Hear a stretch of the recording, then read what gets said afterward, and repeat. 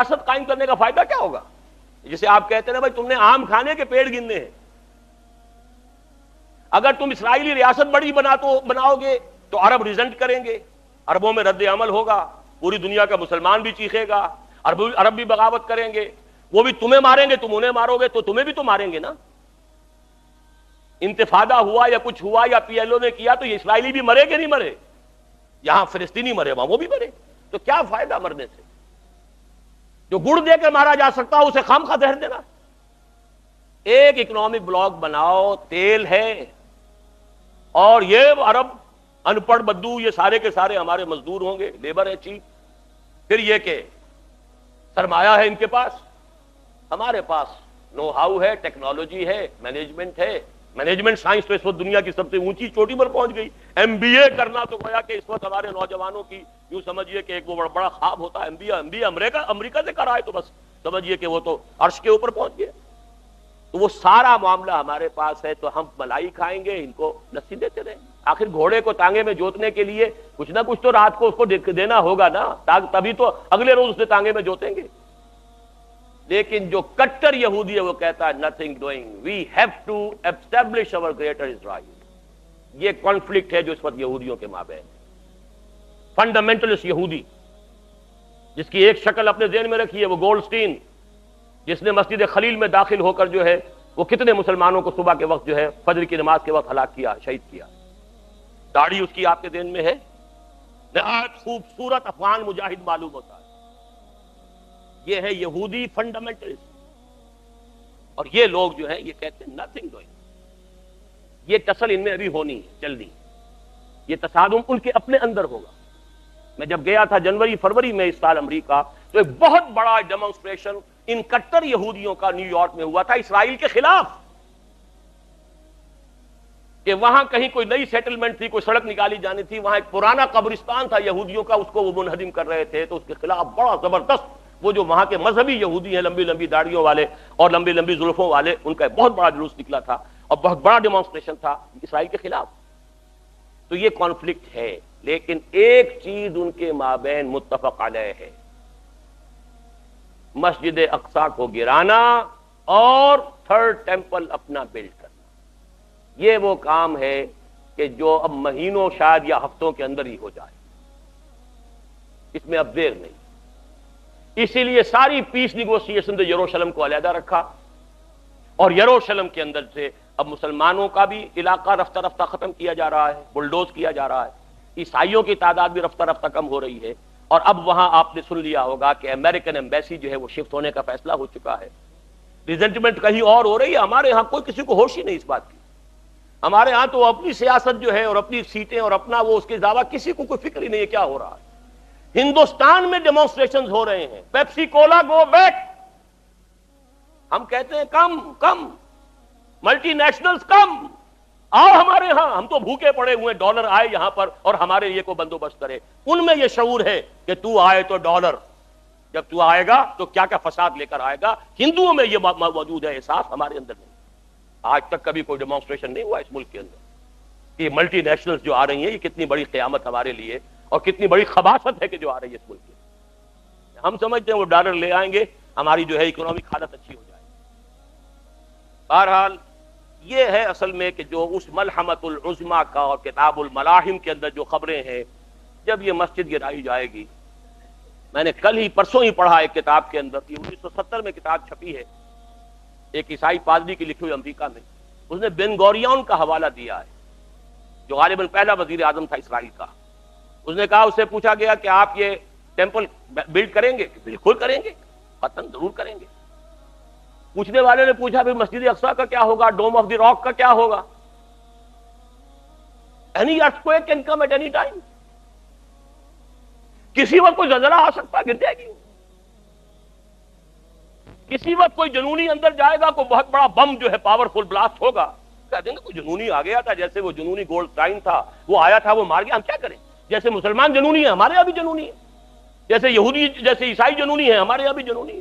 عیسائی جنونی نے آخر اڑایا کہ نہیں اوکلاہوما کی بلڈنگ، فیڈرل بلڈنگ، 200 آدمی مارے کہ نہیں مارے؟ اور پہلے یہ خیال ہو گیا تھا کہ شاید کسی مسلمان کا کیا ہوا، تو اللہ کا شکر ہے کہ جلدی شخص پکڑا گیا اور معلوم ہوا کہ عیسائی ہے، ورنہ امریکہ کے مسلمانوں کے اوپر قیامت آ جاتی ہے. بہرحال یہ حالات کا جو ہے اس کو سمجھ لیجئے کہ یہ یہاں سے شروع ہوگا اور اس کے بعد وہ ملحمۃ العظمیٰ اور اس میں جو جنگیں ہونی ہے پہلے عیسائیوں اور مسلمانوں کے درمیان، اور پھر ایک وقت ہوگا کہ جب کہ ایک شخص کھڑا ہو جائے گا یہود میں سے مسیح ہونے کا دعویٰ کر کے، میں مسیح ہوں اور میں اب قائم کروں گا گریٹر اسرائیل۔ وہ مسیح الدجال ہوگا اور اس کو قتل کرنے کے لیے اصل مسیح عیسیٰ ابن مریم نازل ہوں گے علیہ الصلوۃ والسلام، اور پھر انہی کے ساتھ مشرق سے کچھ فوجیں آئیں گی جو ان کے ساتھ مل کر جہاد کریں گی، ادھر سے عالم عرب سے حضرت مہدی اور ان کی فوجیں آئیں گی، اور پھر یہودیوں کے ساتھ آخری جنگ ہوگی، اور حضرت مسیح کے ہاتھوں ایک ایک یہودی اس دنیا میں ختم ہوگا۔ یہ خبریں ہیں کہ جو دی گئی ہیں۔ اس کے بعد پھر ہوگا دنیا میں اسلام کا بول بالا ہو گیا، خلافت عظمیٰ قائم ہوگی، خلافت علی منہاج النبوہ قائم ہوگی۔ یہ یہودی ایک جو مسیح کا لبادہ اوڑھ کر مسیح سمجھ اپنے آپ کو، اس لیے کہ یہ مسیح کی پیشن گوئیاں ان کے ہاں چلی آ رہی تھی، اس کے مصداق حضرت مسیح آئے علیہ الصلوۃ والسلام، یہودیوں نے انہیں تسلیم نہیں کیا، تو ان کی پیشین گوئیوں والی جگہ تو خالی ہے نا ابھی۔ جو پیشین گوئیاں تھیں ان کے ہاں سابق نبیوں نے، یشعیاء نبی نے، حزقیل نبی نے جو بہت سی پیشین گوئیاں کی تھی کہ ایک مسیح پیدا ہوں گے جو تمہارے نجات دہندہ ہوں گے، وہ مسیح آ گئے حضرت عیسیٰ ابن مریم علیہ الصلوۃ والسلام، انہیں مانا نہیں، انہیں تو مرتد قرار دے کر اور اپنے بش پڑتے سولی پر چڑھا دیا۔ یہ دوسری بات ہے کہ وہ اللہ تعالیٰ نے اسے زندہ آسمان پر اٹھا لیا، ابھی وہ جگہ خالی ہے، the position is vacant, situation vacant، لہذا شخص کھڑا ہوگا کہ میں مسیح ہوں، جھوٹا ہوگا، مسیح الدجال ہوگا، لیکن یہ کہ اس کے ہاتھوں مسلمانوں پر قیامت صغریٰ آئے گی، عربوں پر قیامت آئے گی، ملحمۃ العظمیٰ ہوگا، اور بہت بڑے پیمانے پر مسلمانوں پر سزا آئے گی، اللہ کی عذاب آئے گا۔ کیوں آئے گا؟ اس لیے آئے گا عربوں کی مادری زبان میں اللہ کی کتاب موجود، پھر انہوں نے اس کی طرف پیٹھ کی اور کافرانہ نظام اختیار کیے، سیکولر نظام اختیار کیے، سوشلسٹ نظام اختیار کیے۔ ہمارا معاملہ تو پھر بھی کوئی عذر ہے جو اللہ کے ہاں پیش کر سکے، اللہ ہماری زبان عربی نہیں تھی، ان کے اوپر تو اللہ کی آخری حجت قائم ہے، یہ کتاب ان کی مادری زبان میں، اس کتاب پر ایمان کا وہ دعویٰ کرتے ہیں۔ پھر امام قرآن نہیں بنایا، امام کسی نے ماسکو کو بنایا، کسی نے واشنگٹن کو بنایا، تو ان سے بڑا مجرم روئے ارضی پر اس وقت کوئی نہیں۔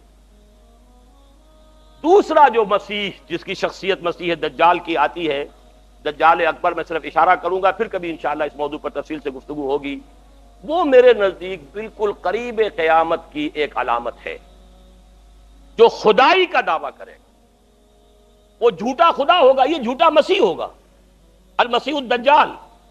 الدجال الاکبر وہ ہوگا کہ جو قیامت کے بالکل قریب کی تین نشانیاں ہیں، جبکہ وہ آ جائیں گی تو حدیث میں آتا ہے کہ اس کے بعد کسی شخص کے ایمان لانے کا، توبہ کرنے کا فائدہ نہیں ہوگا۔ ویسے تو علامات قیامت جو ہے ان میں سب سے پہلی میں نے بتایا تھا حضور کی بعثت خود علامات میں سے، اس کے بعد 10 علامتیں حضور نے گنوائی ہیں، اور وہ تدریجاً پوری ہوتی چلی جائیں گی۔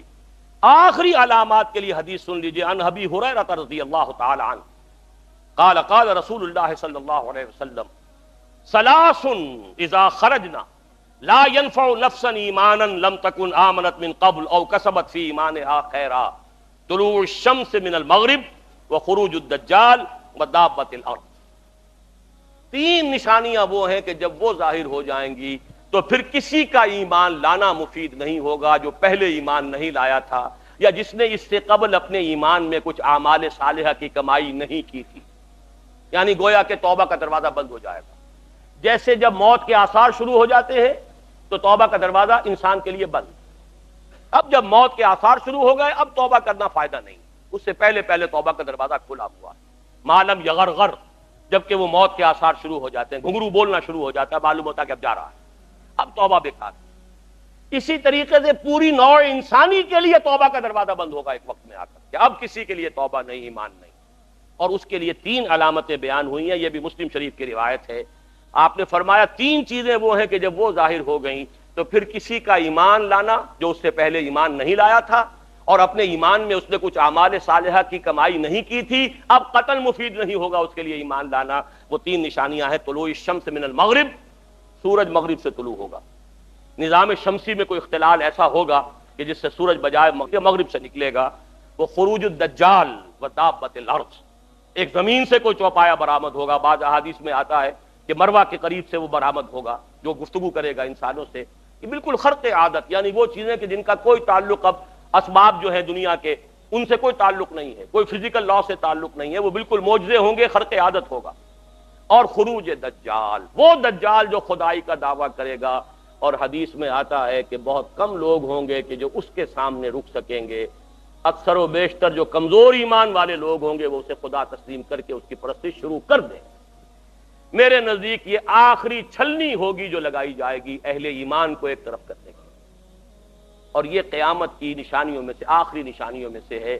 اس کے بارے میں متعدد احادیث ہیں، لیکن اب بہت وقت ہو چکا ہے. میں پھر انشاءاللہ کسی اور موقع پر اس مضمون کو مکمل کروں گا.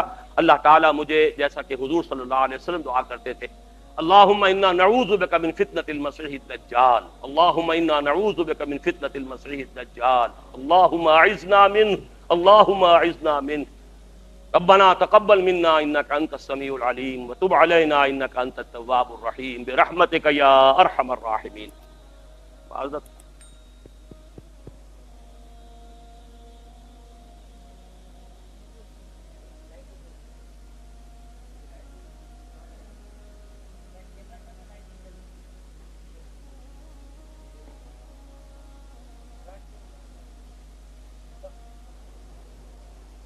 ذرا مفصل بات ہے ان کی، میں پڑھ کر سنا رہا ہوں آپ کو. انہوں نے تحریر فرمایا کہ اب تک میری نظر سے آپ کی جو تحریریں گزر چکی ہیں ان سے میں نے یہ نتیجہ اخذ کیا ہے کہ تنظیم اسلامی کی جد و جہد تمکن فی الارض کے لیے ہے. اگر میں نے یہ نتیجہ صحیح نکالا ہے تو لامحالہ میرے ذہن میں یہ سوال ابھرنا چاہیے تھا کہ اس مقصد کے حصول سے قبل آپ کے ذہن میں کوئی ایسا نقشہ ہوگا جس کے اوپر آپ مستقبل میں اس اسلامی مملکت کی تعمیر کریں، کیونکہ اس پیش بندی کے بغیر نتیجہ وہ نکلتا ہے جو کہ قیام پاکستان کا نکلا.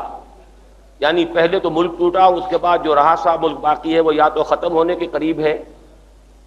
یہ آپس میں گفتگو نہ کیجیے، تشریف رکھیے.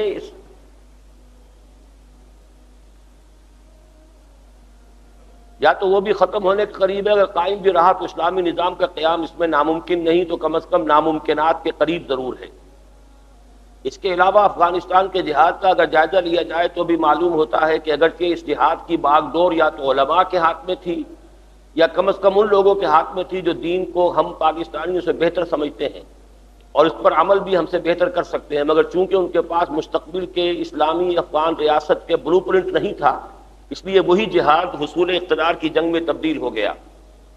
درجے بالا معروضات کی بنا پر میں یہ گزارش کروں گا کہ اگر مستقبل کی اسلامی ریاست کی کوئی بلو پرنٹ تیار کی گئی ہے تو عوام کو بھی اس سے آگاہ کیا جائے، اور اگر تیار نہیں کی گئی ہے تو کیا اس کو آپ ضروری سمجھتے ہیں؟ جو ضروری نہیں سمجھتے تو اس کا کیا جواز ہے؟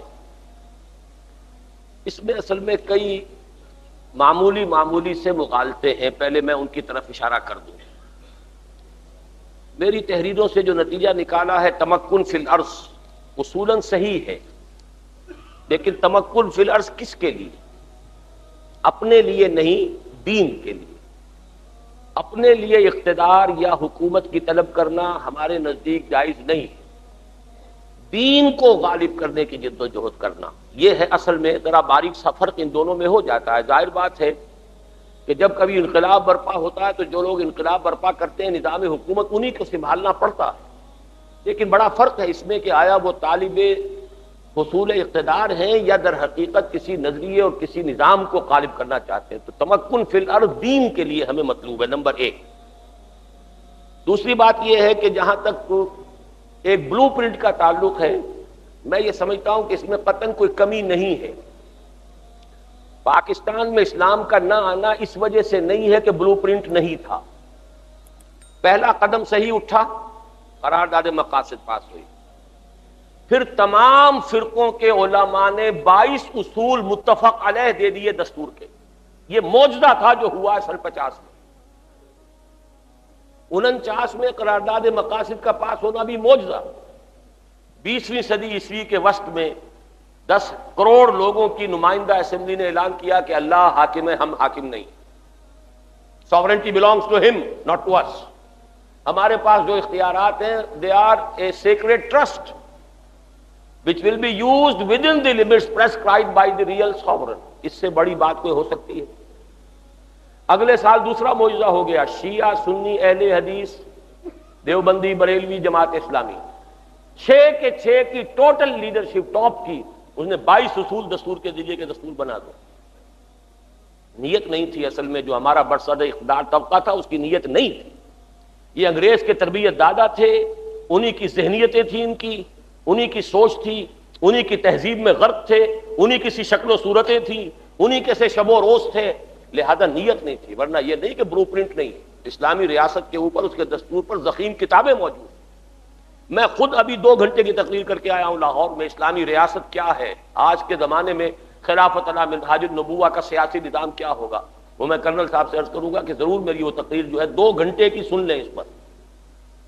افغانستان میں بھی اسلام کا نہ آنے کا سبب یہ نہیں ہے کہ بلو پرنٹ نہیں تھا، سب سے بڑا سبب یہ کہ اتحاد نہیں تھا، گروپ تھے آپس میں لڑ رہے تھے، اس وقت بھی لڑ رہے تھے۔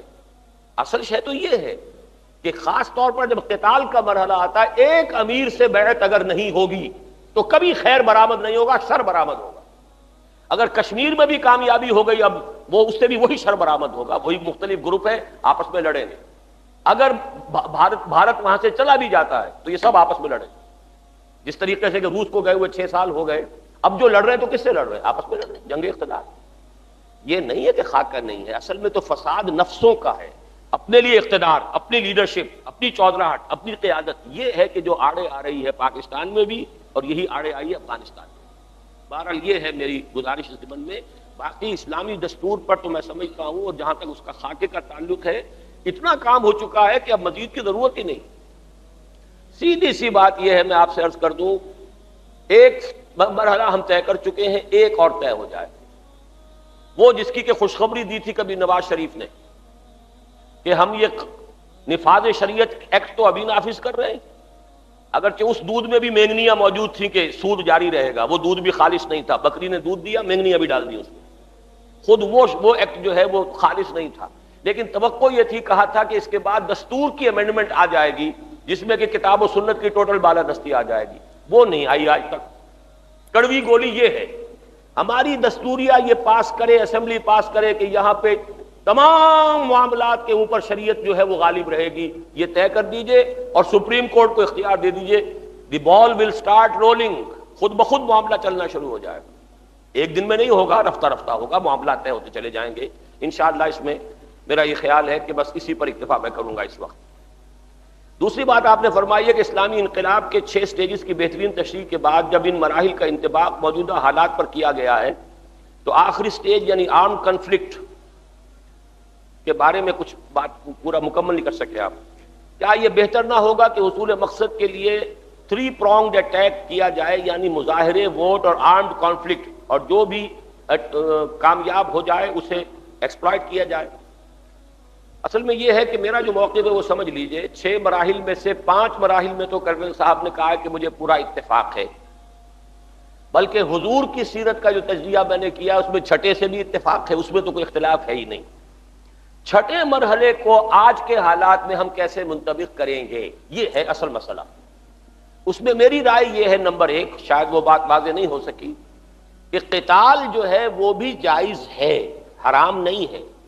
فاسق و فاجر مسلمان حکمرانوں کے خلاف اگر وہ دین کو نافذ کرنے سے انکار کریں تو مسلح بغاوت بھی جائز ہے، اور یہ امام ابو حنیفہ کا موقف ہے اور میں اسے صحیح سمجھتا ہوں، لیکن اس کے لیے شرط بہت کڑی ہے جو امام صاحب نے لگائی ہے، اور وہ یہ کہ اتنی طاقت فراہم ہو جائے کہ کامیابی یقینی ہو جائے۔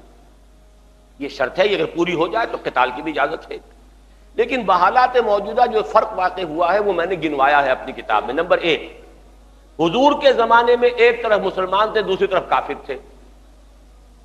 آج اسلام کے لیے کام کرنے والے بھی مسلمان ہیں، راستہ روکنے والے بھی مسلمان ہیں۔ حافظ الاسد بھی مسلمان ہیں، بھٹو صاحبہ بھی مسلمان ہیں، اور جو آپ کا حسنی مبارک ہے وہ بھی مسلمان ہے، سب مسلمان قانوناً تو مسلمان ہے نا۔ ایک تو یہ پیچیدگی ہے۔ دوسری پیچیدگی یہ ہے کہ اس زمانے میں کوئی عرب میں کوئی مرکزی حکومت موجود نہیں تھی، کوئی سٹینڈنگ آرمیز نہیں تھی، پورے عرب کی کوئی ایک حکومت نہیں تھی۔ زیادہ زیادہ ہم کہہ سکتے ہیں کہ مکے کے اندر قریش کی اپنی ایک حکومت تھی چھوٹی سی، اس میں دارالندوہ بھی تھا، پارلیمنٹ تھی، ان کے مختلف گھرانوں کے اندر تقسیم تھے کچھ عہدے۔ مدینے کے اندر 3 قبیلے وہ تھے، یہودیوں کے 2 جو عرب قبیلے یمن سے آئے تھے، ان کا بھی آپس میں میثاق تھا، لیکن کوئی مرکزی حکومت پورے عرب میں نہیں تھی، کوئی سٹینڈنگ آرمیز نہیں تھی۔ ادھر بھی والنٹیئر تھے، ادھر بھی والنٹیئر تھے، ادھر 313 آئے بدر میں، ادھر 1000 آ گئے۔ تو فرق جو ہے وہ صرف نمبرز کا ہے۔ ادھر بھی تلواریں تھیں چاہے 2 ہوں، ادھر بھی تلواریں تھیں چاہے 100 ہوں، تلوار تلوار کے مقابلے میں، نیزہ نیزے کے مقابلے میں، گھوڑا گھوڑے کے مقابلے میں، ادھر 2 تھے ادھر 100 تھے، لیکن بہرحال فرق صرف نمبر کا ہے، نوعیت کا نہیں۔ آج ہیں پوری حکومتیں، ایئر فورسز، نیوی، ملٹری، پیرا ملٹری فورسز، تو مسلح بغاوت جو ہے فیزیبل نہیں ہے۔ یہ فیزیبلٹی کی بات ہے، حلال حرام کی بات نہیں ہے۔ حلال ہے، جائز ہے، لیکن آیا فیزیبل بھی ہے یا نہیں، اس کا بدل ہے۔ اس کے بدل میں 2 چیزیں آتی ہیں، یا ووٹ انتخابات کے ذریعے سے، اور یا یہ ہے کہ ایک احتجاجی تحریک چلا کر۔ وہ میں ووٹ کو بھی حرام نہیں کہتا، اور اگر آپ کی رائے ہے کہ چلنا چاہیے تو بہت سی جماعتیں اس پر کام کر ہی رہی ہیں، ان کو وہ میں تو روک تو نہیں سکتا، نہ میں قاضی حسین احمد کو روک سکتا ہوں، نہ میں مولانا فضل الرحمان کو روک سکتا ہوں، نہ مولانا نورانی میاں کو روک سکتا ہوں، وہ تو چل رہے ہیں ادھر۔ لیکن میرے نزدیک ووٹ سے کام نہیں بنے گا۔ اس کی وجہ کیا ہے؟ 80% ووٹ آپ کا جاگیرداروں کے قبضے میں ہے، 80%۔ لہذا تمام رورل ایریا سے وہی لوگ آئیں گے جو آتے رہے، وہی جتوئی، وہی لغاری، وہی مزاری، وہی مداری، وہی قریشی، وہی گیلانی، سب وہی آئیں گے۔ ایک نہیں تو دوسرا، چچا نہیں تو بھتیجا، باپ نہیں تو بیٹا، یہ ہو گیا اور کچھ نہیں ہوگا۔ تو نظام کیسے بدل دیں گے آپ؟ وہ تو جاگیرداری نظام کو اپنے مستحکم کریں گے، بدلیں گے تو نہیں۔ شہروں میں تبدیلی ہو جاتی، کبھی جماعت اسلامی اور JUP کے نمائندے یہاں سے آ جاتے تھے، پھر MQM نے سب کو واش آؤٹ کر دیا۔ اب پتہ نہیں اگر 2-4 سال بعد الیکشن ہو تو شاید پھر کہیں کچھ ریگین کر لے جماعت اسلامی بھی، JUP بھی، کہہ نہیں سکتے واللہ عالم۔ لیکن کوئی بھی صورتحال شہروں کے اندر تو ہو سکتی ہے تبدیل، دیہات میں تو نہیں ہو سکتی۔ اس لیے ہمارے نزدیک ہم جس کام میں لگے ہوئے وہ یہ ہیں کہ ایک ایسی جماعت سرفروشوں کی تیار کی جائے جو اپنی جانیں دینے کو تو تیار ہوں، توڑ پھوڑ نہ کریں، کسی کی جان کو نقصان نہ پہنچائیں۔ غیر مسلح بغاوت جو شروع ہوگی نان کوآپریشن سے اور جائے گی سول ڈس اوبیڈینس تک، جیسے کہ اب کہہ رہے ہیں ہمارے نواز شریف صاحب کہ ہم کہہ دیں گے ٹیکس نہ دو، یہ ٹیکس نہ دینے کی بات جب آئے گی یہ در حقیقت بغاوت شمار ہوگی۔ کسی حکومت کو ٹیکس نہ دینا یہ قول ہے بغاوت کی، لیکن ایک بغاوت ہوتی ہے مسلح بغاوت، ایک بغاوت ہوتی ہے غیر مسلح بغاوت، جیسے کہ شاہ کے خلاف ایران میں کی ایرانیوں نے، وہ غیر مسلح بغاوت تھی۔ تو غیر مسلح بغاوت جو ہے اس کے بارے میں کوئی اشکال نہیں ہے، اس لیے کہ اس میں بہرحال ہم نے کسی کو قتل نہیں کرنا، اپنی جانیں دینے کو تیار ہو جائیں گے، لیکن نتیجہ نکلا ہے پورے عالم اسلام میں تو اسی سے نکلا ہے۔ انتخابات کے ذریعے سے الجزائر میں کامیابی کے قریب آئے پھر راستہ رک گیا، اب وہاں پہ وہ ٹیررزم اختیار کر لیا گیا، وہ غلط راستہ ہے، وہ صحیح راستہ نہیں ہے۔ لہذا الیکشن کے ذریعے قریب آ بھی جائیں گے تب بھی ناکامی ہوگی، آخر کار جانا پڑے گا ایجیٹیشن پر، لیکن ہم ایجیٹیشن میں مسلح یا گوریلا ایکٹیویٹی کو پسند نہیں کرتے۔ ہمارے نزدیک غیر مسلح پرامن منظم ایک ریزسٹنس موومنٹ جو ہے وہ حالات کا اصل جواب ہے۔ ایک صاحب نے لکھا ہے کہ گزارش یہ ہے کہ کراچی کے حالات دن بدن جس تیزی سے بگڑ رہے ہیں اور اس میں ایجنسیز جس طرح ملوث ہیں، شاید وہاں کی تنظیم بھی اس کا صحیح طور پر، شاید ہماری تنظیم مراد یہ ہے، شاید تنظیم بھی اس کا صحیح طور پر ادراک نہیں کر پا رہی، کیونکہ آپ کا یہی سورس آف انفارمیشن ہے۔ اس لیے اپنے گزشتہ دنوں آپ نے گزشتہ دنوں جو بیان دیا تھا کہ ہمارے پاس اس کے ثبوت موجود نہیں کہ کراچی کے حالات میں ایجنسیز بھی ملوث ہیں، جبکہ معاملہ اس کے بالکل برعکس ہے۔ اب تو ایجنسیز کھلم کھلا بڑے دھڑلے سے یہ گھناؤنا کھیل کھیل رہی ہیں۔ نارتھ کراچی اور نیو کراچی کا علاقہ اس وقت سخت دہشت اور سراسیمگی کا شکار ہے۔ بچوں کو راہ چلتے موبائل اٹھا کر لے جاتی ہے، پھر باقاعدہ ڈیل کی جاتی ہے۔ گزشتہ دنوں میرے اسرے کے رفیق احتشام الحق صاحب کے چھوٹے بھائی کو پولیس موبائل اٹھا کر لے گئی۔ اس کے بعد جو کچھ بیتی آپ نجیب صدیقی صاحب سے معلوم فرما سکتے ہیں۔ میں تنہا جو کچھ کر سکتا تھا میں نے اس نقار خانے میں، لیکن اس نقار خانے میں کون کسی کی سنتا ہے۔ ہڑتال سے ایک روز پہلے علاقے کا محاصرہ کر کے لڑکوں کو اٹھا کر رات 3 بجے لے جایا جاتا ہے۔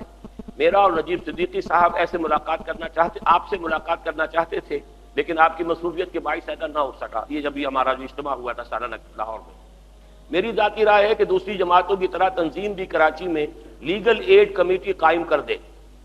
ایک صاحب کا نام یہاں لکھا گیا ہے کہ وہ لوگ موجود ہیں تاکہ ہم لوگ ضرورت پڑنے پر ان سے مدد حاصل کر سکیں۔ کراچی میں اونچی سطح پر تعلقات کے بغیر کوئی کام نہیں ہو سکتا۔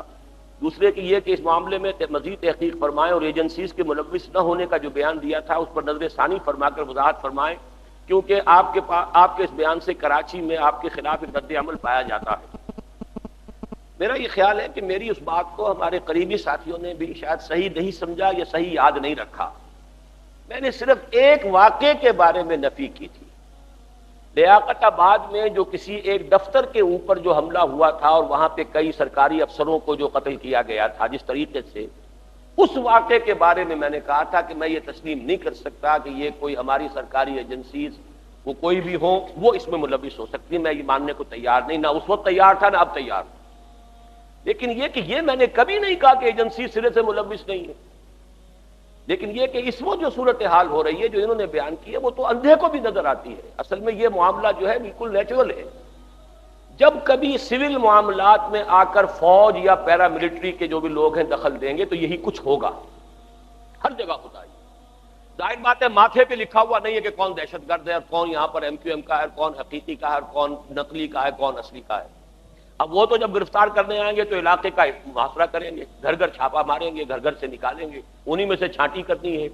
کوئی ان کے پاس مخبر ہوتے ہیں کہ وہ ان کو پھر پن پوائنٹ کر سکیں، وہ حقیقی والوں سے وہ نقلی والوں کو آئیڈینٹیفائی کرا لیتے ہیں، نقلی والوں کو سے حقیقی والوں کو کرا لیں گے، وہ تو ان کا کام ہے، یہ دھندا یہ ہے۔ لیکن اس کے اندر چونکہ ہمارے جو لوگ ہیں آخر جیسے ہمارے سویلین کرپٹ ہیں، تو کیا یہ لوگ جو ہیں وہ کوئی فرشتے ہیں؟ کسی گھر میں داخل ہوں گے تو کوئی قیمتی چیز نہ اٹھا لینا، آخر کیا کون سی بڑی بات ہے ان کے لیے؟ یا یہ کہ جو کوئی شخص جو آ گئے ہیں، جو نوجوان پکڑ لیے گئے ہیں، تو نوجوانوں کو جب چھوڑنا ہے تو چھوڑنا تو ہے ہی، کوئی 1000-2000 روپیہ بھی اگر مل جائے تو کسی کو برا لگتا ہے آتا ہوا۔ یہ دھندا ہے جو اس وقت ہو رہا ہے، جس کی وجہ سے کہ شدید نفرت عوام کے اندر پیدا ہو رہی ہے۔ لیکن یہ میں سمجھتا ہوں یہ ایبسلیوٹلی نیچرل، جہاں کہیں بھی ہوگا یہ ہوگا۔ فرشتے نہیں ہیں، وہ بھی انسان ہیں، اور ہماری جو سول جس طریقے سے زندگی کرپٹ ہے ان کے اندر سارے کے سارے جو آثار ہیں رشوت کے اور جھوٹ کے اور دھوکے کے اور فریب کے، تو وہ بھی آخر ہم ہی میں سے ہیں، ہمارے بھائی بند ہیں، ان کے منہ کو کیوں نہیں لگے گی یہ چیز؟ اصل مسئلہ تو یہ ہے کہ اس کا ایک کوئی سیاسی حل نکالا جائے۔ وہ تو میں ان سے مل کر آیا ہوں الطاف حسین صاحب سے، وہ بھی کھل کر بات کرنے کو تیار نہیں، اور وہی بات جو انہوں نے لکھی ہے کہ نقار خانے میں طوطی کی سزا کون سنتا ہے، میں تو سن 91 سے کہہ رہا ہوں کہ خدا کے لیے پاکستان میں چھوٹے صوبے بناؤ، چھوٹے صوبے بنانے سے، اور وہ پنجاب کے 5 بناؤ، سندھ کے 3 بناؤ، بلوچستان کے 2 بناؤ، 1 کروڑ کے لگ بھگ کا ایک صوبہ بناؤ، اس میں انتظامی جغرافیائی حدود کو بھی سامنے رکھو اور لسانی اور نسلی یونٹس کو بھی پیش نظر رکھو، کوئی حرج نہیں ہے۔ زبان ہر ایک برابر ہے سوائے عربی زبان کے، سندھی زبان ہو، اردو زبان ہو، پنجابی زبان ہو، پشتو زبان ہو، سب زبانیں برابر ہیں۔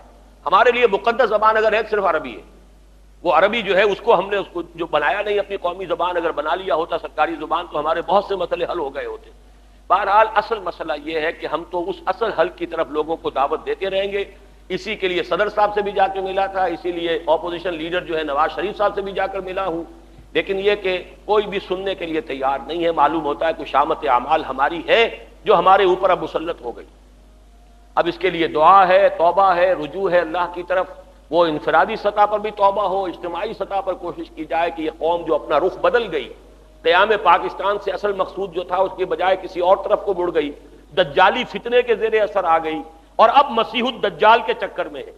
وہ آنے والا مسیح الدجال جو ہے وہ coming events cast their shadows before, اس کے بہت سے شیڈوز ہیں جو ہمارے اوپر پڑتے ہیں، کبھی کوئی چلا آ رہا ہے، کبھی کوئی چلا آ رہا ہے، کبھی رابن رافیل چلی آ رہی ہے، کبھی کوئی اور ان کا جو ہے کمانڈر ان چیف چلا آ رہا ہے، کبھی ہور صاحب چلے آ رہے ہیں، کبھی فور صاحب چلے آ رہے ہیں۔ یہ سارا جو ہو رہی ہے چلا پھر کس لیے ہو رہی ہے؟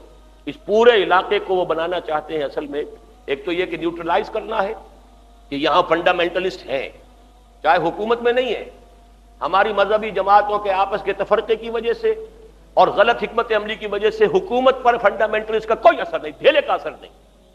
یہاں تو یا بے نظیر ہے، اور یا بھٹو جو نواز شریف صاحب تھے وہ بھی انہوں نے صاف کہہ دیا تھا، ہاتھ اٹھا دیے تھے، میں فنڈامنٹلسٹ نہیں ہوں۔ لیکن یہ کہ لوگوں میں فنڈامنٹلزم ہے، اس کو وہ جانتے ہیں۔ ہو سکتا ہے کسی وقت ان کو سبق یاد آ جائے، کبھی انہیں صحیح منزل یاد آ جائے، کہیں یہ جمع ہو جائیں، کہیں یہ الیکشن چھوڑ کر اور کہیں دوسرے راستے کے اوپر چل پڑے، تو بہرحال انہیں اپنا سا بندوبست کرنا ہے۔ وہ مکروا ومکر اللہ واللہ خیر الماکرین، وہ اپنی سی تدبیر کریں گے، اللہ کی اپنی تدبیر ہے۔ ہمیں اپنا جو بھی کچھ ہے حصہ ڈالنا ہے اس تدبیر میں کہ جو یہاں اللہ کا دین، اللہ کے نظام کو قائم کرنے کے لیے۔ ہو سوالات مسز ابرار، یہ خواتین کی طرف سے ہے۔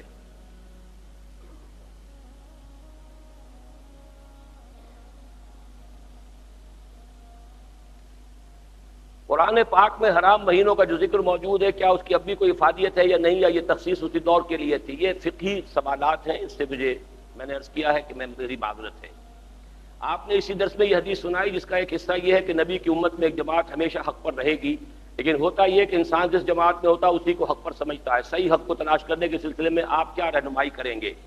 انسان جس جماعت کو حق سمجھے اس میں رہے، کام کرے، لیکن آنکھیں کھلی رکھے، کان کھلے رکھے، دماغ کو کام کرنے دے، جو بہتر جماعت نظر آئے فیصلہ کرے کہ مجھے اس میں شامل ہو جانا۔ آج کا دن بھی فارغ نہ ہو، آج جو جماعت آپ کو صحیح معلوم ہو رہی ہے اس میں شامل ہو جائے، کام کریں۔ البتہ یہ کہ عصبیت پیدا نہ ہونے دیں، اپنی آنکھوں پر، کانوں پر، دماغ پر پردے نہ ڈالیں، پٹیاں نہ باندھیں، دیکھتے رہیں، غور و فکر کرتے رہیں، بہتر نظر آئے ہے جستجو کہ خوب سے ہے خوب تر کہاں، جہاں بہتر جماعت نظر آئے اس کے اندر چلے جائیں۔ اس لیے کوئی جماعت نبی کی جماعت نہیں ہے کہ اس کو چھوڑ دیں گے تو آپ اسلام سے نکل گئے۔ ساری جماعتیں مسلمانوں کی ہیں، اس میں داخل ہونا بھی، ان میں سے نکلنا بھی، اس کا پورا اختیار آپ کو حاصل ہے۔ یہ تو سب خواتین کی طرف سے آپ نے سوال لے لیے۔ فرحینہ شاہد، اللہ آپ کی عمر دراز کرے، آپ کی ان تمام کوششوں کو قبول کرے جو آپ نے دین کو کے فہم کو عام کرنے کے لیے کی ہیں۔ میرا یہ سوال ہے کہ ایسے لوگ جن کے دل میں خواہش پیدا ہوئی ہے کہ وہ بھی جماعت کی تاریکیوں سے، جہالت کی تاریکیوں سے نکل کر ایمان کی روشنی میں اپنے دل میں، اپنے گھر میں منور کریں، لیکن اپنے آپ کو اس کا اہل نہ پاتے، وہ کیا کریں؟ نفس کو جو اس بگھی کی طرح ہے جس کے دو گھوڑے ہیں، ایک پرواز کرنا چاہتا ہے، دوسرا زمین سے لپٹ جانا چاہتا ہے، کس طرح قابو کریں؟ اس کا ذریعہ قرآن مجید کو سمجھ کر پڑھنا اور ایمان کو اپنے تازہ کرتے رہنا، یہی طریقہ ہے۔ حضور کی حدیث سنا دیتے ہیں، حضور نے فرمایا ان هذه القلوب لتصدع، ان دلوں کے اوپر زنگ آ جایا کرتا ہے، کما یصدع الحدید اذا اصابه الماء، جیسے لوہے پر زنگ آتا ہے اگر اس پر پانی پڑ جائے۔ تو صحابہ نے سوال کیا فما جلاؤها یا رسول اللہ، حضور پھر اس کی جلا کیا ہے، سیکل کیا ہے، پالش کیا ہے؟ فرمایا کثرت و ذکر الموت و تلاوت القرآن، دو چیزوں کی کثرت کرو، موت کو یاد رکھو، اور نمبر دو یہ کہ تلاوت قرآن کرو کثرت کے ساتھ۔ آپ نے جس کتاب کا ذکر کیا ہے اس کا نام ذرا پھر سے بتا دیں۔ اصل میں پاکستان میں یہ کس نام سے چھپ رہی ہے مجھے یہ معلوم نہیں ہے، لیکن اردو کی دینی کتابیں چھاپنے والے کسی بھی دکاندار سے آپ معلوم کر لیں گے کہ مولانا مناظر حسن گیلانی کی کتاب تفسیر سورہ کہف کے بارے میں تو وہ مل جائے گی انشاءاللہ۔ باقی حیدرآباد دکن سے چھپی ہوئی میرے پاس ہے، اس کا نام ہے تذکیر بے سورۃ الکہف۔ غزالہ شاہین پوچھ رہی ہے کہ ہم سب خواتین کس کس طریقے سے اپنے دین کی تبلیغ کریں؟ وہ رفیقہ تنظیم ہے، کل تنظیم کا جو اجلاس ہوگا انشاءاللہ اس میں اس سوال کا جواب دوں گا۔ اس کے اوپر کوئی سوال نہیں، وہ نام وغیرہ نہیں۔ شمس الحق صاحب PCHS کراچی سے ہیں تشریف۔ میرا سوال آج کے موضوع سے متعلق تو نہیں، لیکن خطاب میں تلاوت کی گئی آیات کے بارے میں ہے کہ جب 5 چیزوں کا علم صرف اللہ کو تو ہے، آج کل الٹرا ساؤنڈ وغیرہ سے وقت سے پہلے بچے کی جنس اور افزائش وغیرہ معلوم ہو جاتی ہے۔ افزائش سے کیا مراد ہے؟ ہاں، لیکن یہ کہ اس سے یہ کیسے معلوم ہوا کہ سب کچھ معلوم ہو گیا؟ بچہ سعید ہے، شقی ہے، خوبصورت ہے، ذہین ہے کہ قودن ہے، کیا ہے؟ صرف ایک یہ کہ پتہ کر لینا اس کے سیکس کا، اس سے تو اس بات کی نفی نہیں ہو جاتی۔ احمد بلال، آپ نے اپنا کوئی ایڈریس وغیرہ نہیں لکھا بھائی۔ آج کے مضمون کی روح سے یہ فرما دے کہ ملٹی نیشنل میں نوجوانوں کا کام کرنا ٹھیک ہے یا نہیں؟ وہ ملٹی نیشنل سے پہلے یہاں پہ بینکوں کے اندر نہ معلوم کتنے لوگ ملازم ہیں، وہ سب انہی کے اڈے ہیں، لیکن یہ کہ بہرحال اس میں اب جو بھی کام وام انسان کرتا ہے مجبوری کو، وہ دوسری بات ہے۔ اصل میں تو قومی سطح پر ہمارے اندر ایک ریزسٹنس پیدا ہونی چاہیے کہ یہ جو ملٹی نیشنل آ کر ہماری معیشت کو اب قابو میں لا رہی ہیں، یہ در حقیقت ایک عذاب الہی ہے، یہ ہمارے لیے بہتر نہیں ہے۔ محمد اشرف خان صاحب، اب جب کہ تمام عرب ممالک اسرائیل کے ساتھ تعلقات قائم کر رہے ہیں، کیا ہمیں بھی اسرائیل کو تسلیم کر لینا چاہیے؟ نہیں تو اس میں کیا قباحتیں ہیں؟ میں اس پر مفصل تقریر کر چکا ہوں پچھلے جمعے جو ہمارا سالانہ اجتماع تھا کراچی میں، اور میں نے کہا ہے کہ چاہے سارے عرب نہیں پورے دنیا کے تمام مسلمان ممالک اسرائیل کو تسلیم کر لیں، پاکستان کو ہرگز نہیں کرنا چاہیے۔ اس کی وجہ یہ ہے کہ میرے نزدیک اسرائیل کے فتنے کے استیصال کے لیے اللہ نے پاکستان بنایا ہے۔ یہ کوئنسیڈنس نہیں ہے کہ 1948 میں وہ قائم ہوا ہے تو 1947 میں یہ قائم ہوا ہے۔ ان دونوں ملکوں کا آنا، پوری دنیا کہتی ہے کہ مذہب کے نام پر دو ملک دنیا میں قائم ہوئے ہیں، ایک اسرائیل اور ایک پاکستان، یہ دونوں مشابہتیں موجود ہیں۔ تو اصل میں توڑ اس کا جو ہے وہ یہیں سے ہوگا انشاءاللہ۔ صرف ہمیں شعور کی ضرورت ہے، اپنی منزل دوبارہ یاد کرنے کی ضرورت ہے، اور اس کے لیے صحیح طریقہ کار کو اختیار کرنے کی ضرورت ہے۔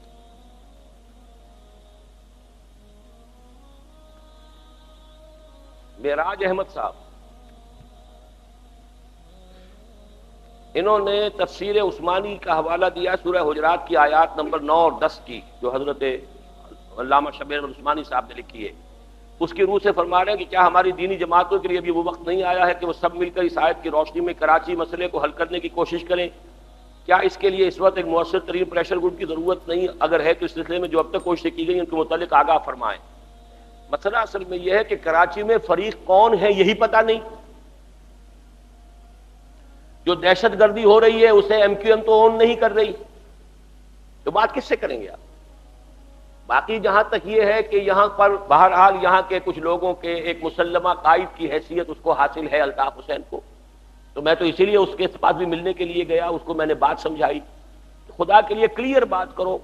میں نے 3 نقطے اس سے کہے کہ ایک تو یہ کہ اسلام کے حوالے سے بات کرو، یہ پاکستان کی اصل منزل، یہ سارے سمپٹمز ہیں، اصل مرض ہمارا کیا ہے، کیوں یہ قوم قومیتوں میں بٹ گئی، کیوں ناانصافیاں ہو گئیں، کیوں یہ سارے فسادات ہوئے ہیں۔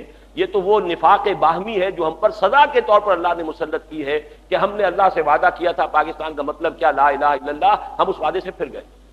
نمبر 2، پورے پاکستان کی بات کرو، اس کے حوالے سے جیسا کہ میں نے کہا ایک پیکج ڈیل کی حیثیت سے تمام جو صوبے ہیں ان کو تقسیم کیا جائے، چھوٹے جو یونٹس بنائے جائیں، ایڈمنسٹریٹو یونٹس بنائے جائیں، اس سے خود بخود اس کے بائی پروڈکٹ کی حیثیت سے یہاں کا مسئلہ بھی حل ہو جائے گا کہ ایک صوبہ کم سے کم ایسا ہو جس میں نئے سندھیوں کو یہ محسوس ہو کہ یہاں کے سیاسی اختیارات ہمارے ہاتھ میں ہیں۔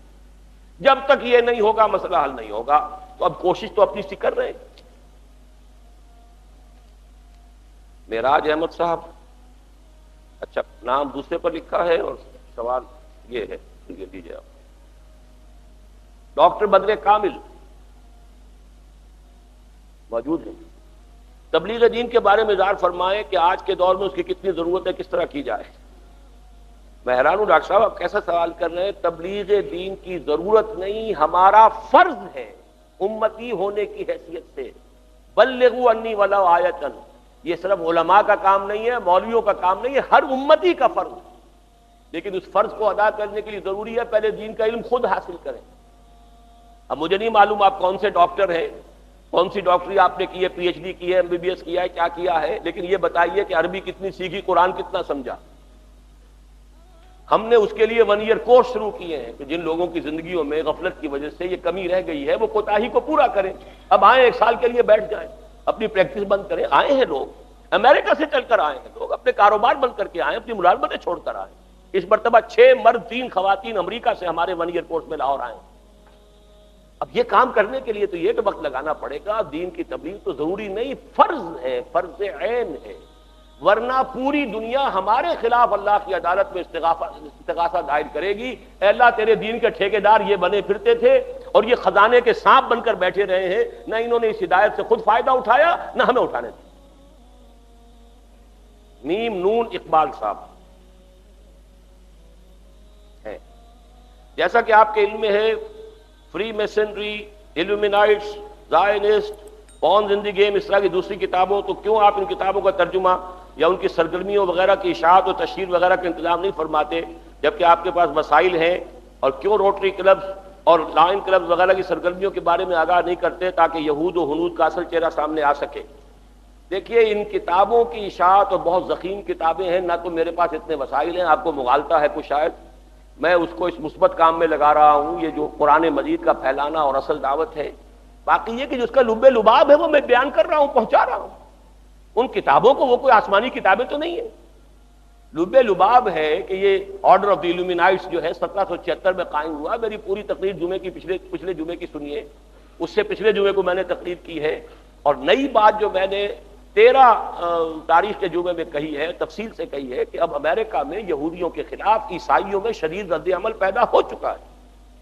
Western states of united states of America and southern states, اس میں شدید رد عمل، اور وہ کہتے ہیں کہ ہماری جو فیڈرل گورنمنٹ ہے، federal government of the united states of America, it's a Zionist occupational government, یہ الفاظ ہیں جو کہے جا رہے ہیں، and a civil war is coming, اس کے نعرے لگ رہے ہیں، ہتھیار جمع ہو رہے ہیں، 20 ملیشیاز بن چکی ہیں جو بہت مسلح ہیں، جن کا ٹارگٹ نمبر 1 جو ہے وہ یہودی ہے، نمبر 2 مسلمان ہے، وہ بھی ہے اس میں، اس گھن کے اندر پھر گندم بھی پسے گی، گھن بھی پسے گا، گندم کے ساتھ گھن بھی پسے گا، یہ سب کچھ ہونا ہے۔ لہذا یہ سمجھ لیجئے کہ اس کی تو ساری جو ہے میں اطلاعات لوگوں کو دے رہا ہوں، اس میں کوئی کمی میری طرف سے نہیں ہے۔ یہ کچھ پڑھنے میں نہیں آ رہا، درخشاں بلاغ میں سے کیا نام ہے ان کا، احمد تو ہے، منظور احمد ہے، کیا ہے کیا اس میں گرامی منظور ہے؟ آپ کا درس تو بہت مدلل تھا، لیکن میرے ذہن میں ایک سوال ہے، اس کا جواب دے کے ممنون فرمائے۔ جو 3 نشانیاں آپ نے فرمائی ہے وہ سب کی سب ایک دم وقوع پذیر ہوں گی یا وقفے وقفے ساتھ؟ یہ آخری بات تھی، میں نے اس کو نہیں بلکہ میں نے سمیٹ لیا تھا کہ پھر کسی موقع پر ایک دوسری حدیث بھی میں نوٹ کر کے لایا تھا، اس سے یہ معلوم ہوتا ہے کہ دجال کا ظہور پہلے ہوگا، اور اس کے بعد کی 2 نشانیاں دابۃ الارض کا خروج اور سورج کا مغرب سے نکلنا، یہ آخری ہوں گی، اور حضور نے فرمایا ہے میں نہیں کہہ سکتا ان میں سے پہلی کون سی ہوگی۔ پہلی اگر وہ آ گئی دابہ تو اس کے فوراً بعد خروج الشمس من المغرب آ جائے گا، اور پہلے اگر خروج الشمس من المغرب ہو گیا تو اس کے فوراً بعد خروج دابہ ہو جائے گا۔ تو آخری 2 نشانیاں جو ہیں وہ ہیں، اور میرے نزدیک دجال کی جو ہے وہ اس سے پہلے وہ چھلنی لگ جائے گی تاکہ اہل ایمان کو علیحدہ کر لیا جائے، اور جھوٹ موٹ کے مومنین جو ہیں وہ اس میں سے نکال دیے جائیں۔ فرحان زاہد، آپ نے اپنے موضوع، اچھا یہ آپ نے موضوع لکھ دیا، یہ موضوع لفظ ہے بھائی، آپ نے اپنے موضوع کے مطابق یہ بتایا کہ دجال لوگوں کو جھوٹ فریب دے کر معجزے دکھائے گا جو اللہ تعالیٰ کا معجزہ صرف نبیوں کو دیتا ہے۔ سوال کیا کیا آپ نے؟ مطلب یہ کہ وہ ساری چیزیں جو دنیا میں معجزوں سے ہوتی تھیں وہ اب سائنٹیفک نالج کے حوالے سے وہ ساری چیزیں تسخیر کائنات کا جب آخری مرحلہ آئے گا اس دجال کے ہاتھ میں ہوں گی۔ آرٹیفیشل بارش ہم برسا لیتے ہیں کہ نہیں؟ صحراؤں کے اندر گل و گلزار ہو گیا یا نہیں؟ کبھی ابو دھابی گئے ہیں؟ ابو دھابی میں ذرا دیکھیے، ایئرپورٹ سے لے کر اور ابو دھابی شہر تک معلوم ہوتا ہے کہ آپ پتہ نہیں کہ خطہ کشمیر کے اندر سفر کر رہے ہیں، حالانکہ ذرا ٹیلے کے اوپر چڑھیں تو دور تک لکوں تک صحرا نظر آتا ہے، لیکن یہ کہ دونوں طرف ایسا گل و گلزار ہے کہ معلوم ہوتا ہے شاید کشمیر میں بھی کوئی وادی جو ہے اتنی خوبصورت نہ ہو۔ یہ سب کچھ ہو رہا ہے، اور یہ کہ یتطاولون فی البنیان، اونچی اونچی عمارتیں بنانے میں ایک دوسرے سے مقابلہ کریں گے، وہ دبئی کا اور ابو ظبی کا مقابلہ ہو رہا ہے، وہاں جا کے دیکھ لیجیے۔ تو یہ ساری چیزیں موجود ہیں، اور یہ ساری قوتیں جو ہیں انسان کے ہاتھ میں آ جائیں گی، اور وہ آخری امتحان اللہ نے نوع انسانی کا لینا ہے۔ کون وہ صاحب ایمان ہے جو اس کے باوجود اللہ کے سوا کسی اور کو ماننے کو تیار ہے؟ یہ چھلنی آخری لگنی۔ صلاح الدین جاوید صاحب، دجل کی تہذیب اور اس کے اثرات سے کیسے اپنے آپ کو بچایا جائے؟ موجودہ وقت میں پڑھے لکھے لوگوں میں آج کل پورا خیال ہے قرآن شریف کی تلاوت کی ضرورت نہیں ہے، معنی آنے چاہیے، قرآن شریف کی اس کی تفسیر کا مطالعہ کرنا چاہیے۔ دیکھیے صحیح ہے، پورا قرآن در حقیقت کو کچھ آپ کے نگاہوں کے سامنے منکشف کرنے کے لیے نازل کیا گیا۔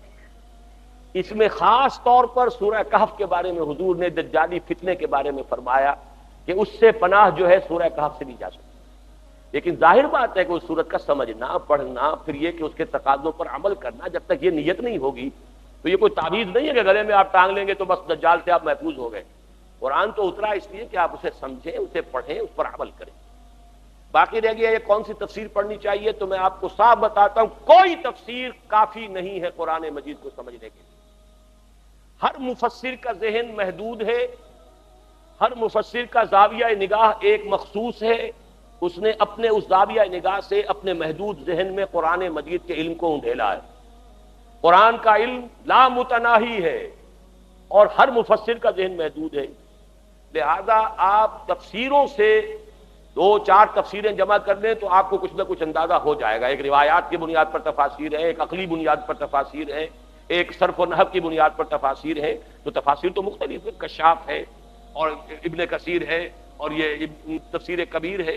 لیکن آج کی دنیا میں اگر آپ اردو میں سمجھنا چاہیں تو مولانا مودودی کی تفہیم، مولانا اصلاحی صاحب کی تدبر قرآن اور شیخ الہند اور شیخ الاسلام کا ترجمہ اور تفسیر، یعنی حضرت شیخ الہند رحمۃ اللہ علیہ کا پورا ترجمہ ہے. شیخ الہند مولانا محمود حسن دیوبندی رحمۃ اللہ علیہ، اور اس کے پہلے 5 پاروں کے حواشی بھی انہوں نے خود لکھے تھے.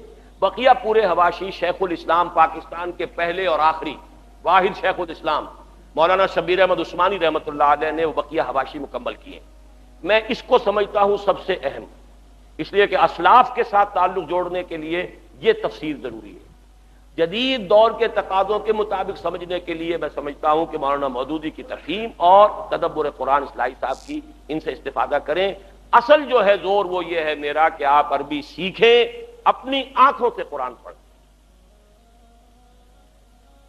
ورنہ کم سے کم 3-4 تفسیریں سامنے رکھیں.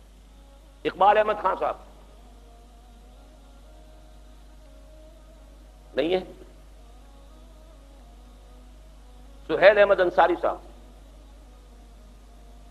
آپ نے جو وفاق کی تجویز پیش کی ہے اور اس کے عملی طور پر کیا کیا ثمرات اب سامنے آئے ہیں. تجویز بھی بہت سے حضرات کے علم میں نہیں ہوگی. میں نے یہ تقریر کی تھی اپنے دورہ امریکہ پہ جانے سے پہلے، اس کے کیسٹس یہاں موجود ہوں گے، جو حضرات لینا چاہیں لے لیں. اچھا ہے، اس کا تذکرہ ہو گیا ہے. میں نے جائزہ لیا تھا کہ ہماری دینی جماعتیں حلقے کس طرح بٹے ہوئے ہیں، کون سے مختلف مکاتب فکر ہیں، لیکن ہر مکتب فکر بھی پھر تقسیم ہوا ہے. اب بریلوی مکتب فکر ہے تو جے یو پی فلاں ہے، جے یو پی فلاں ہے. دیوبندی مکتب فکر ہے، جے یو آئی فلاں ہے، جے یو آئی فلاں ہے. اسی طریقے سے ایک تحریکی انداز میں جو ابوالکلام نے کام شروع کیا تھا، پھر مولانا مودودی لے کر چلے، تو جماعت اسلامی ان سے ہم علیحدہ ہوئے تھے، تنظیم اسلامی ہم نے قائم کی. اب نعیم صدیقی صاحب علیحدہ ہوئے، تحریک اسلامی انہوں نے قائم کی ہے. تو ان کی بہرحال یہ ہے کہ سوچ کے اندر بہت کچھ چیزیں مشترک ہیں. تو یہ 3 اپنا وفاق بنا لیں. اسی لیے میں نے ویلکم کیا ہے ابھی جو مولانا نیازی اور مولانا نورانی صاحب جو ہیں وہ ایک سٹیج پر جمع ہوئے ہیں. اچھا ہے، 2 دھاگے تو مل کر بٹنا شروع ہو جائیں ایک دوسرے کے ساتھ. پھر یہ کہ یہ جے یو پی، جے یو آئی ایک زمانے میں جمع ہوئے تھے، فضل الرحمان صاحب، نورانی میاں، تو بہرحال یہ حنفی لوگ ہیں، دونوں کے دونوں، بریلوی بھی دیوبندی بھی، اگر یہ جگہ جمع ہو سکتے ہیں تو جس طرح بھی ہو بٹنا شروع کیا جائے، ایک رسہ بنانے کی کوشش کی جائے. تو یہ میری تجویز تھی. ابھی اس کی طرف کوئی مثبت رد عمل مجھے ان دونوں جماعتوں کی طرف سے نہیں ملا ہے. اعجاز الرحمان Khan, since Islam is a religion of peace and if the Jews want peace, why can't we coexist in peace, since Judaism is also a heavenly religion. آپ اردو سمجھتے تو ہیں.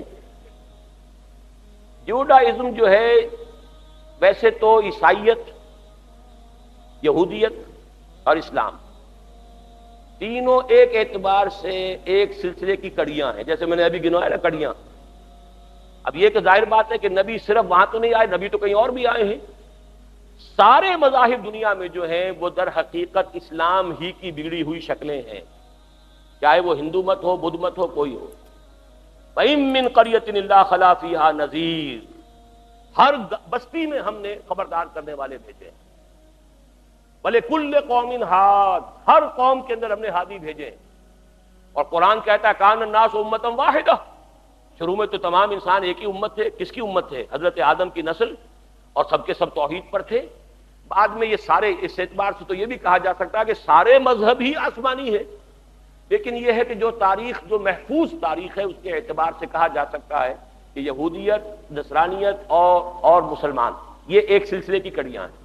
لیکن ظاہر بات ہے کہ وہ دونوں مذہب پرورٹڈ ہیں. انہوں نے صحیح حضرت مسیح کی تعلیمات کو مسخ کر دیا، تسلیس بنا دیا. اور یہودیوں کے اندر مسلمانوں کے خلاف دشمنی اور شدید انتقام کے جذبات پیدا کیے. اس لیے پیدا ہو گئے کہ وہ جس منصب پر فائز رہے تھے 2000 برس، اللہ تعالیٰ نے انہیں ہٹا کر وہ منصب مسلمانوں کو عطا کر دیا.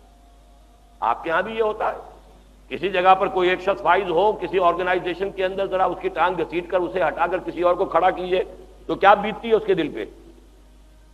ایک امت 2000 برس تک اللہ کی نمائندہ رہی زمین پر. یا بنی اسرائیل اذکروا نعمتی التی انعمت علیکم وانی فضلتکم علی العالمین. اور وہی امت ہے ضربت علیہم الذلۃ والمسکنۃ وباءوا بغضب من اللہ. یہی وجہ قرآن نے کہا لَتَجِدَنَّ أَشَدَّ النَّاسِ عَدَاوَةً لِلَّذِينَ آمَنُوا الْيَهُودُ وَالَّذِينَ أَشْرَكُوا. سورہ مائدہ کی آیت ہے. بدترین دشمن تم پاؤ گے یہودیوں کو. تو اس اعتبار سے معاملہ جو ہے حقائق کو سامنے دیکھنا چاہیے اور صرف یہ کہ اپنے دل کی آرزوئیں سامنے نہیں رکھنی چاہیے. سب ان یہودیوں کے بارے میں فرمایا قرآن نے کئی جگہ پر یعرفونہ کما یعرفون ابناءہم. حضور کے زمانے کے یہودی علماء حضور کو ایسے پہچانتے تھے جیسے اپنے بچوں کو اپنے بیٹوں کو پہچانتے. مان کر نہیں دیا انہوں نے. اور دشمنی میں مشرکین مکہ سے بھی بڑھ گئے. اب بھی جو کچھ ہونا ہے وہ ہم نے نہیں کرنا. یہ ایک مغالطہ ہے جو آپ کے ذہن میں آ رہا ہے. یہ تو اصل میں حضرت مسیح کے ہاتھوں ان کا خاتمہ ہونا اور وہ اللہ تعالیٰ کا ایک قانون ہے. اللہ جس قوم کی طرف کسی رسول کو بھیجتا تھا کہہ رہا ہوں اب تو سلسلہ بند ہو چکا نا, بھیجتا تھا, وہ قوم اگر من حیث المجموع رسول کو رد کر دیتی تھی تو قوم ہلاک کر دی جاتی تھی. قوم نوح ہلاک ہوئی کہ نہیں؟ قوم ہود ہلاک ہوئی کہ نہیں؟ قوم صالح ہلاک ہوئی کہ نہیں؟ قوم شعیب ہلاک ہوئی کہ نہیں؟ حضرت لوط جن بستیوں کی طرف بھیجے گئے عمورہ اور صدوم ہلاک کی گئی کہ نہیں؟ حضرت موسیٰ بھیجے گئے آل فرعون ہلاک کیے گئے نہیں؟ لیکن بنی اسرائیل کی طرف رسول حضرت مسیح بھیجے گئے رسولاً الی بنی اسرائیل, اور بنی اسرائیل نے انہیں رد کر دیا, سولی پر چڑھا دیا. آپ بس پڑھتے ان کی سزا ہے. وہ سزا صرف فرق یہ ہے کہ پہلے تو اسی سلسلے میں ہو جاتی تھی. حضرت نوح کی زندگی ہی میں وہ سزا ہو گئی. حضرت نوح کے سامنے ان کا اپنا بیٹا بھی غرق ہو گیا ان کافروں کے ساتھ. حضرت ہود کی نگاہوں کے سامنے قوم عاد ہلاک ہو گئی. یہاں یہ ہوا ہے کہ اللہ تعالیٰ نے اس مسئلے کو ذرا روک لیا ہے, سسپینڈ کیا ہے, ایگزیکیوشن جو ہے ڈیفر کی ہے, حضرت مسیح کو اٹھا لیا ہے اور یہودیوں کی رسید جو ہے ذرا ڈھیلی چھوڑ دی ہے. اب یہودیوں کی ہلاکت حضرت مسیح ہی کے ہاتھوں ہوگی, انہی کے ذریعے سے ہوگی. وہی تھے رسول جو ان کی طرف مبعوث کیے گئے تھے. اسی لیے رفع مسیح اور نزول مسیح میرے نزدیک قرآن مجید کے فلسفے کی روح سے ثابت ہے. تمام رسول جو قوم کی طرف بھیجے گئے اور قوموں نے اگر انہیں رد کر دیا تو وہ ہلاک کر دی گئیں. ایکسیپشن یہود کی ہے اب تک, اور یہ یہود بھی ہلاک کیے جائیں گے اور حضرت مسیح ہی خود آئیں گے بنفس نفیس. احادیث میں آتا ہے جہاں تک حضرت مسیح علیہ السلام کی نگاہ جائے گی یہودی پگھلتے چلے جائیں. معلوم ہوتا ہے کوئی لیزر کوئی نہیں آئے گا. یہودیوں کو مارنے والے میں اور آپ کہاں سے ہو جائیں گے؟ ہمارے پاس ہے کیا؟ آپ 1 2 4 شاید بم بنا کے بیٹھے ہوئے ہیں, اس کے پاس سینکڑوں بم رکھے ہوئے ہیں. کریں گے کیا آپ؟ ان کو مارنے کے لیے تو حضرت مسیح آئیں گے, حضرت مسیح ہی کے ذریعے سے مریں گے. اور دجال مسیح الدجال کو مقام لد پر قتل کریں گے. وہ بھاگے گا حضرت مسیح کو دیکھ کر. مسیح الدجال جو جھوٹا یہودی جو ہے مسیح بننے کا دعویٰ کرے گا, اس کو پھر لد کے مقام پر پکڑیں گے اور قتل کریں گے. اور لڈا ان کا ایئر بیس ہے سب سے بڑا لڈا. معلوم ہوتا ہے وہاں سے بھاگنے کی فکر کر رہا ہوگا کہ حضرت مسیح جا کر سے پکڑیں گے. تو یہ سارا کام در حقیقت مسلمانوں کے ہاتھوں نہیں ہے ان روایات میں, بلکہ اصل میں حضرت مسیح کے ذریعے سے ہوئی. بس یہ بہت سوالات نہ لیجیے. راشد فیروز صاحب یہ آخری سوال میں لے رہا ہوں. کراچی کی موجودہ صورتحال کے بارے میں آپ کی رائے کیا اور آپ کی نظر میں اس کا سبب اور اس کا حل کیا ہے؟ یہ تو میں کئی دفعہ آپ سے بیان کر چکا ہوں. اصل سبب کیا ہے ہماری ساری خرابیوں کا؟ ہم نے اسلام اللہ کے ساتھ بے وفائی کی, غداری کی, وعدہ خلافی کی. لہذا ہم پر نفاق کی فضا مسلط کر دی گئی. نفاق دونوں معنی میں, نفاق باہمی, ہم تقسیم ہو گئے قومیتوں میں, اور نفاق اخلاقی, جھوٹ, وعدہ خلافی اور خیانت, یہ ہمارا معمول بن گیا. اب میں تفصیل میں نہیں جا سکتا. اصل علاج تو یہی ہے کہ توبہ کرو, رجوع کرو اللہ کی جناب میں, جو میں نے الطاف سے بھی کہا. لیکن یہ کہ اس کو سننے والے کون ہے؟ یہاں بیٹھے والے جو ہے وہ سننے کو تیار نہیں, تو الطاف نے کیا سننا؟ کون توبہ کرنے کو تیار ہے؟ کون حرام کاروبار چھوڑنے کو تیار ہے؟ کون بینک کی ملازمت چھوڑنے کو تیار ہے؟ سود کا اڈا ہے, بینک کی ملازمت ہے, مل رہے ہیں 15,000 مل رہے ہیں, 20,000 مل رہے ہیں, چھوڑنا تو آسان کام ہے. یہ مشکل مصیبت تو یہ ہے اصل. تو اصل میں تو مسئلہ یہ ہے, اصل علاج یہ ہے. باقی ایک پیلیٹیو ٹریٹمنٹ ہوتا ہے ہمارے ہاں, کہ پھوڑا ہو گیا ہے تو پھوڑے میں چیرا دیا جائے, کچھ کا مواد نکال دیا جائے یا پولٹک باندھی جائے. ویسے تو یہ کہ خون صحیح ہونا چاہیے, ورنہ ایک جگہ پھوڑا ٹھیک ہوگا دوسری جگہ نکل آئے گا, دوسری جگہ کا ٹھیک ہوگا تیسری جگہ نکل آئے گا. تو آپ جو ہے اندر اگر جو خرابی ہے اس کا علاج کیجیے. لیکن پھوڑے کا علاج بھی یہ ہے, چھوٹے پروونسز بنے, اس لیے کہ اگر صرف سندھ کی تقسیم کی بات کی جائے گی تو میرے نزدیک بہت بڑی زیادتی ہے، بہت بڑا ظلم ہے۔ سندھیوں نے پاکستان بنانے میں رول ادا کیا تو گویا کہ اب واحد آپ انہی کو سزا دینا چاہتے ہیں کہ ان کا صوبہ تقسیم ہو جائے، یہ بہت بڑی زیادتی ہے۔ لیکن یہ کہ اگر پورے ملک کے اندر صوبے بنے، پنجاب کے 5 صوبے بنے، تو آپ سندھیوں سے بھی کہہ سکتے ہیں کہ بھائی یہ کوئی صرف آپ کا معاملہ نہیں ہے، بلکہ یہ ہے کہ اب ظاہر بات ہے کہ یہاں پر یہ جو آ گئے ہیں، پاکستان بنا ہے، آپ نے بنوایا تھا، آپ کے جی ایم سید صاحب نے ویلکم کیا تھا کہ آ جائیں مشرق ہندوستان سے مسلمان یہاں آ جائیں، ہمیں ہندوؤں کی سے نجات دلائیں، ہندو جو ہیں ہم پر چھائے ہوئے ہیں کاروبار کے اندر۔ یہ تو خود جی ایم سید نے تقریر کی تھی غالباً 43 میں۔ اس اعتبار سے اب بنایا ہے آپ نے، اور جو لوگ آئے ہیں وہاں سے اب وہ آ گئے ہیں، اب ان کو سب کو اٹھا کر پھینکا تو نہیں جا سکتا سمندر میں، جیسے کبھی کہا تھا جتوئی صاحب نے۔ اگر کچھ اور نہیں کریں گے تو کوئی اور فساد ہو جائے گا، باہر کی کوئی طاقت فائدہ اٹھائے گی، کوئی یہاں سے کوئی ٹکڑا علیحدہ کروا کے ہانگ کانگ بنوا دے، کچھ کر لے۔ تو گدھ جو ہے وہ منڈلا رہے ہیں اور وہ روز چکر لگاتے ہیں، دورہ کرتے ہیں، یہاں پہ آتے ہیں، دیکھ کر جاتے ہیں حالات۔ وہ گدھوں کا منڈلانا ہے۔ تو حل یہی ہے کہ چھوٹے صوبے بناؤ تاکہ ایک صوبہ اس کے نتیجے میں ایسا بھی ہو جائے جہاں پہ نئے سندھیوں کی اکثریت ان کو یہ محسوس ہو کہ یہاں کے سیاسی معاملات پروونشل حد تک ہمارے ہاتھ میں، اس کے بغیر میری جتنی بھی چھوٹی سی عقل ہے اس کے سوا کوئی حل نہیں ہے اس مسئلے کا۔ لہذا نہ میں کہیں صدر سے ملنے والا ہوں، نہ کہیں کسی اور سے، میں سیاست کی جو ادھر کی کوریڈورز آف پاور جنہیں کہا جاتا ہے کبھی میں ان میں آتا جاتا نہیں ہوں، لیکن صدر صاحب سے بھی جا کر ملا ہوں وفد لے کر اسی کام کے لیے، اور نواز شریف صاحب سے بھی ملا ہوں۔ بے نظیر سے ملنے کا خیال تھا لیکن میں نے ڈرا کہ پھر وہ تالی پٹ جائے گی، جا کے یہ مولوی جو ہے پھر عورت سے جا کے مل لیا وزیر جو ہے، لیکن خواہش تھی میری کہ ان سے بھی جا کے بات کروں۔